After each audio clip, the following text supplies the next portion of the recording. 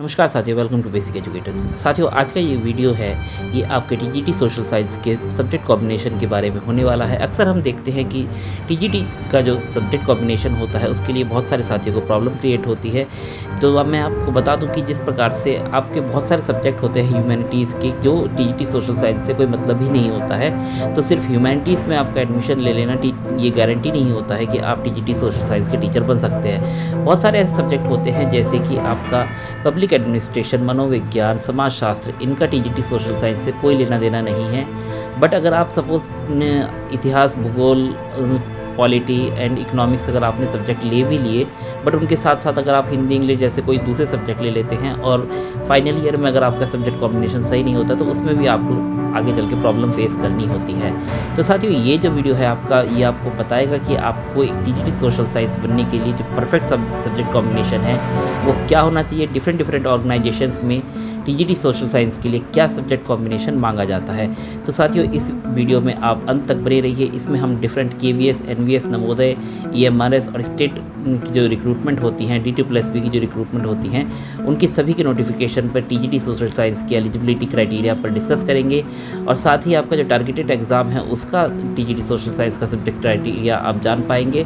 साथ ही एक perfect subject combination TGT social science के लिए क्या हो सकता है जो कि आप सभी जो रिक्रूटमेंट है उसके लिए एलिजिबल हो जाए, तो उस पर भी डिस्कस करेंगे।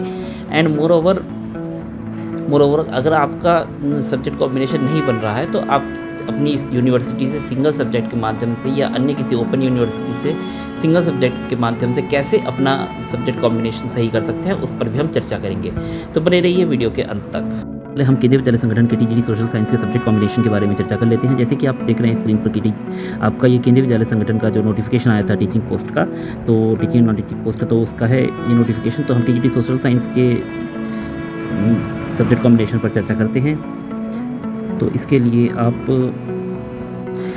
स्क्रीन पर देख पा रहे हैं कि टीजीटी जो होता है वो लेवल 7 की जॉब है। और इसमें पहले ए पॉइंट में आपको दिया गया है 4 year integrated degree course of regional college of education of NCERT in subject concern with at least 50% marks in aggregate, यानी कि BSc BEd वाला जो इंटीग्रेटेड कोर्स होता है या BA BEd का जो इंटीग्रेटेड कोर्स होता है 4 साल का, वो आपका इसमें एलिजिबल होता है, जो कि NCERT का regional college of education provide करता है। बाकी जो अन्य NCT रिकॉग्नाइज्ड इंस्टीट्यूट होता है उनका भी एलिजिबल कर दिया जाता है।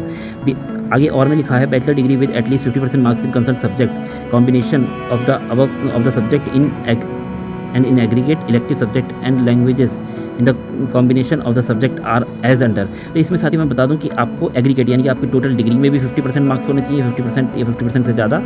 और आपके जो कंसर्न सब्जेक्ट यानी कि जैसे टीजीटी सोशल साइंस के बारे में जो सब्जेक्ट कॉम्बिनेशन की बात करेंगे उसमें पर्टिकुलर सब्जेक्ट में भी आपके 3 इयर्स का जो टोटल एवरेज होगा वो 50% से ज़्यादा होना चाहिए। तो टीजीटी सोशल साइंस जैसे कि आप स्क्रीन पर देख पा रहे हैं, यहाँ पर टीजीटी सोशल साइंस का यहाँ पर क्राइटेरिया दिया गया है। तो इस पर बात कर लेते हैं।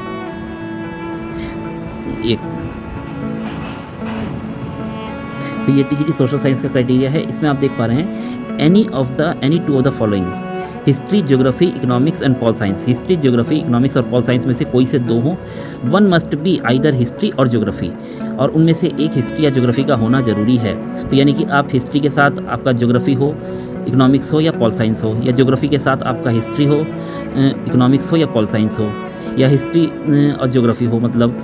बट अगर आपका इकोनॉमिक्स एंड पॉल साइंस है तो आप एलिजिबल नहीं है। तो आप ये ध्यान रखना है कि एक हिस्ट्री या ज्योग्राफी का होना जरूरी होता है। हिस्ट्री और ज्योग्राफी दोनों है तब भी काम चल जाएगा, बट दोनों में से एक का होना जरूरी है और उसके साथ साथ आपका इकोनॉमिक्स या पॉल साइंस एक सब्जेक्ट हो। बट अगर फाइनल ईयर में आपका इकोनॉमिक्स और पॉल साइंस है तो आप एलिजिबल नहीं है। तो साथियों, मैं इसमें आपको एक क्लैरिटी दे देना चाहता हूँ कि आपका जो ये सब्जेक्ट कॉम्बिनेशन है, सपोज़ आपका जो यूनिवर्सिटी है वो फाइनल ईयर में आपको 2 सब्जेक्ट प्रोवाइड करती है कि कोई भी 2 सब्जेक्ट आपके पास हो तो काम चल जाएगा, मतलब हो जाएगा, 3 सब्जेक्ट की ज़रूरत नहीं होती। सपोज़ आपने ग्रेजुएशन में सब्जेक्ट लिए हिस्ट्री और इकोनॉमिक्स और हिंदी ले लिया सपोज़, है ना। तो उस केस में आपने 2 साल हिस्ट्री, इकोनॉमिक्स, हिंदी पढ़ा, फिर तीसरे साल में आपने क्या कर लिया, हिस्ट्री और हिंदी ले लिया।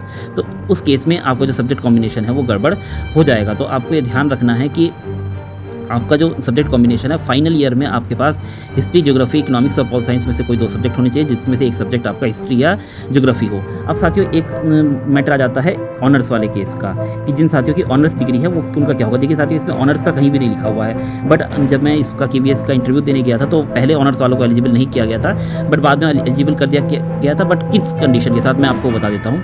अगर आपका इकोनॉमिक्स या पॉल साइंस ऑनर्स है तो आप एलिजिबल नहीं है कहीं से कहीं तक भी। बट आपका हिस्ट्री या ज्योग्राफी ऑनर्स है, अगर आपने हिस्ट्री में ऑनर्स किया है, ज्योग्राफी में ऑनर्स किया है, उसके साथ साथ आपका जो ये मेन सब्जेक्ट तो हिस्ट्री या ज्योग्राफी हो गया, उसके साथ साथ जो आपके एडिशनल सब्जेक्ट होते हैं उसमें आपने 2 साल या तो इकोनॉमिक्स पढ़ा हो, या ज्योग्राफी पढ़ा हो, या पॉल साइंस पढ़ा हो। अगर हिस्ट्री ऑनर्स के केस में, ज्योग्राफी ऑनर्स के केस में आपने जो 2 साल है, क्योंकि फाइनल ईयर में तो ऑनर्स वाला कोर्स ही होता है। अगर ज्योग्राफी ऑनर्स तो फाइनल ईयर में ज्योग्राफी ही आपका ऑनलाइन सब्जेक्ट होगा। बट जो पहले जो 2 साल है उसमें आपने हिस्ट्री पढ़ा हो, इकोनॉमिक्स पढ़ा हो, या पॉल साइंस पढ़ा हो, तो हिस्ट्री और ज्योग्राफी ऑनर्स वाले इसमें एलिजिबल होते हैं TGT सोशल साइंस में। बट उसके अलावा इकोनॉमिक्स और पॉल साइंस ऑनर्स अगर है तो आप एलिजिबल नहीं है। तो ये आपका TGT सोशल साइंस का केंद्रीय विद्यालय संगठन के लिए सब्जेक्ट कॉम्बिनेशन है। और इसके साथ साथ आपका डिग्री में 50% एग्रीगेट भी जरूरी है। और उसके साथ साथ सपोज आपने हिस्ट्री 3 साल पढ़ा है तो 3 साल के हिस्ट्री के मार्क्स जोड़े जाएंगे और देखा जाएगा कि आप 50% से ज़्यादा बन रहा है आपका।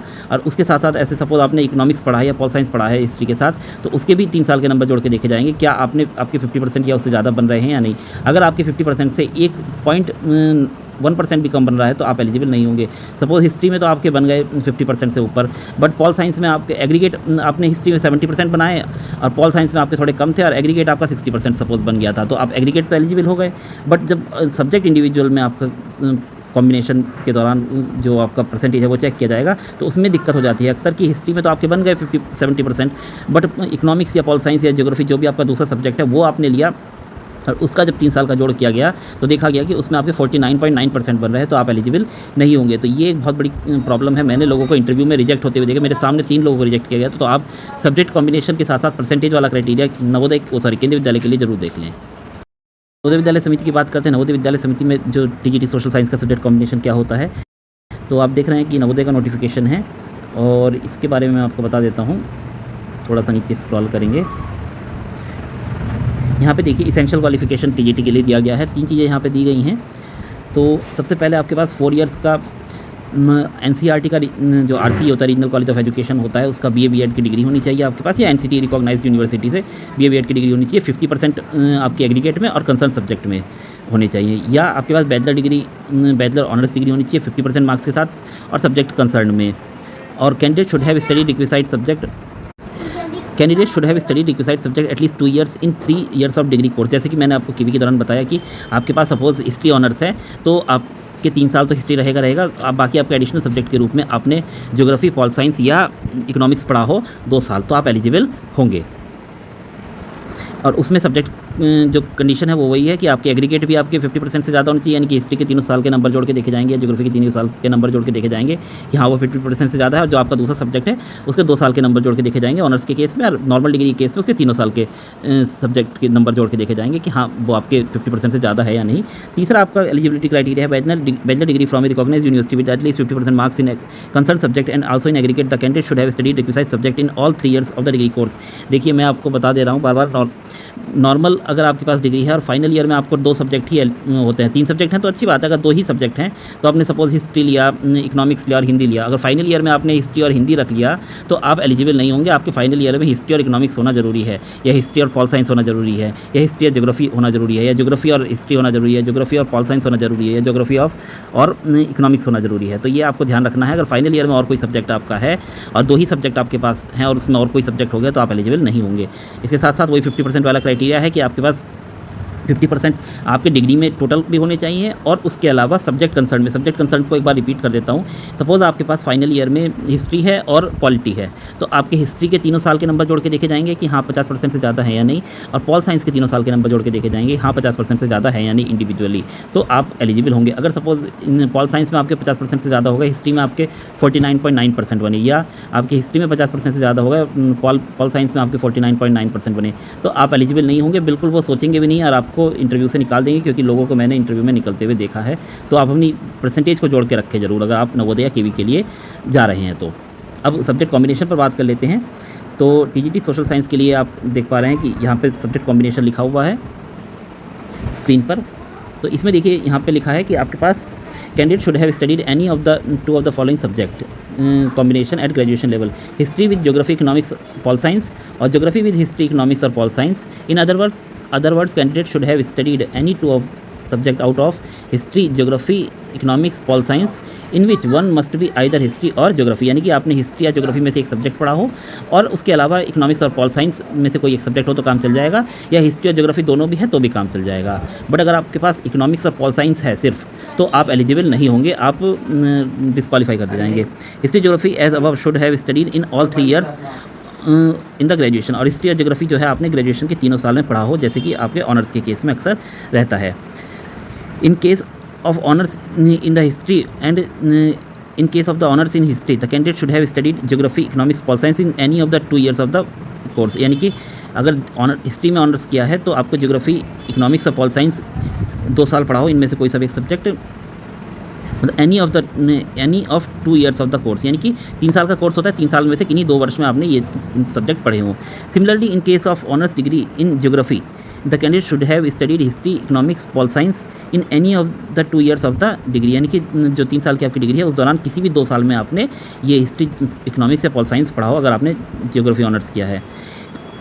फिर उसका candidate with BA honours in economics और pol science are not eligible for TGT SST, तो जिन्होंने BA ऑनर्स किया है इकोनॉमिक्स और पॉल साइंस में वो एलिजिबल नहीं है। तो फाइनल ईयर में आपको ध्यान रखना है history, geography, economics, pol science में से कोई सा भी मतलब 2 सब्जेक्ट आपके पास होने चाहिए, जिसमें से एक हिस्ट्री या ज्योग्राफी होना ज़रूरी है। तो ये आपका TGT सोशल साइंस का नवोदय का रहा।